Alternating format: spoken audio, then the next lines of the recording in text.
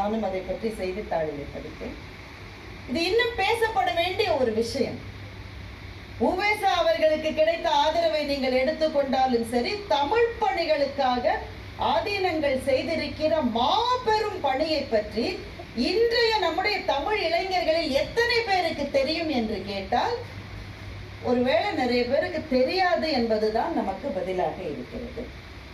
இந்த செய்தியை இன்னும் கொண்டு செல்ல வேண்டிய ஒரு பணி விருதை வாங்கி இருக்கிற எனக்கும், கேட்பாளர்களாக இருக்கிற உங்களுக்கும், நம் எல்லாருக்கும் இருக்கிற ஒரு பணி என்கின்ற நினைவுறுத்தலை இந்த மேடையிலே கொடுத்ததற்காக மேடையிலே இருக்கிற அத்தனை பெருமக்களுக்கும் என்னுடைய மூன்றாவது நன்றியை தெரிவித்துக் கொள்கிறேன்.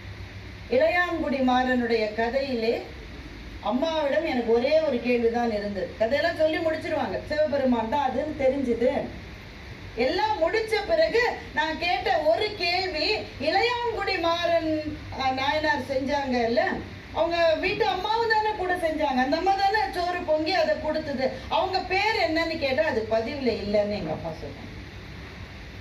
சைவத்தையும் தமிழையும் வளர்த்து தன்னுடைய பெயரை கூட எங்கேயும் பதியாமல் போய்விட்ட எத்தனையோ பெண்களுக்கு இந்த நேரத்தில் என்னுடைய வணக்கம்.